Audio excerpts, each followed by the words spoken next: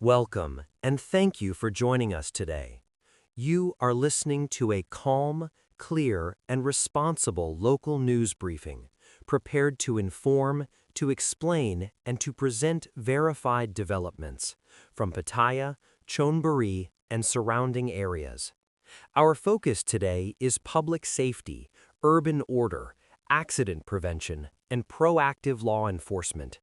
Please take a moment, slow down, and allow us to guide you through today's confirmed reports. We begin with developments along the Na Jomtien coastline, where authorities are moving forward with firm action to restore order and safety along local waterways. Officials from the Pattaya Marine Office have once again reinforced their deadline for the removal of boats that have been left unattended or abandoned for long periods. This follows months of warnings, inspections, and extensions granted to boat owners since late last year. Authorities explained that notices were first issued in November, followed by additional grace periods through December, allowing owners time to make repairs or relocate their vessels. Some owners had previously received financial assistance under a government transport support budget, intended specifically for boat repairs. Despite these allowances, a number of boats remained in place without progress.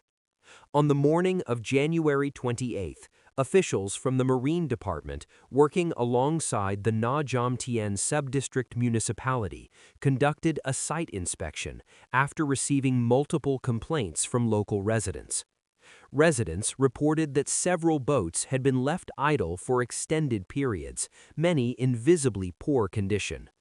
According to officials, these vessels were obstructing water routes, creating potential navigation hazards, and affecting the overall appearance of the coastal area. During the inspection, a total of 17 boats were identified. 3 of them were confirmed to be undergoing repair. 14 others showed no evidence of active maintenance. Authorities immediately instructed the owners of the 14 inactive boats to remove them the same day. For the remaining 3 boats under repair, a final extension of no more than 1 additional month was granted. Officials emphasized that once repairs are completed, those boats must be removed immediately, without further delay.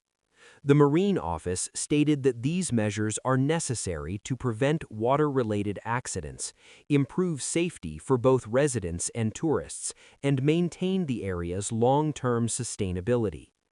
Authorities added that enforcement beyond the deadline will proceed under relevant maritime regulations, without exception. Boat owners have been urged to comply fully, in the interest of public safety and responsible coastal management. We now turn to an incident that raised concerns over everyday electronic safety after a tourist was injured in an unexpected explosion in Pattaya's entertainment district. In the early hours of January 29th, emergency responders were called to a beer bar on Walking Street following reports of an injured foreign tourist. A 58-year-old man from Belgium sustained burn injuries after a portable power bank he was carrying suddenly exploded inside his trouser pocket. The incident occurred at approximately 3 o'clock in the morning. Upon arrival, city officers and rescue teams found the man in visible pain, suffering from heat-related burn injuries to his left thigh. First aid was administered at the scene before friends and relatives transported him to Pattaya City Hospital for further treatment. A witness working at the establishment explained that the tourist had been seated calmly and drinking when a loud bang was suddenly heard. Moments later, flames were seen from the man's pocket. The burning device fell to the floor, igniting his clothing and causing panic among nearby patrons. Staff and officers acted quickly to extinguish the fire, assist the injured man, and secure the area. An inspection of the device showed that the power bank had melted and was severely damaged. Authorities used the incident as a reminder to the public about the risks associated with portable electronic devices. They warned that non-certified, counterfeit, or damaged power banks may overheat, short-circuit, or explode. Officials strongly advise users to purchase certified products, avoid carrying power banks in pockets, and discontinue use if devices show signs of swelling or overheating. Next, we report on a fatal road accident in Banglamung district, highlighting the dangers of high-speed travel. Late in the evening on January 29th, rescue teams were alerted to a serious collision involving a large motorcycle and a passenger car. The crash occurred at approximately 10 p.m. on an overpass along Highway 36 in the Pong area. When emergency personnel arrived, they found a red and black big bike overturned on the roadway. Nearby, the rider was found unresponsive. The motorcyclist, identified at the scene as a 55-year-old foreign national, had sustained severe injuries. Medical responders confirmed that he had died at the scene. A sedan with Bangkok registration was located a short distance away, showing significant front-end damage. The driver of the car told police that he had been traveling normally towards Nong Pru when the motorcycle approached at high speed. According to his statement, the rider lost control, crossed lanes, and collided head-on with his vehicle. Police documented the scene, collected evidence, and secured the area. CCTV footage from nearby cameras is now being reviewed to determine the exact sequence of events. Authorities stated that the investigation will continue in accordance with legal procedures. Any further action will depend on the outcome of the ongoing review. We conclude today's report with a proactive crime prevention effort carried out in Sattahip district.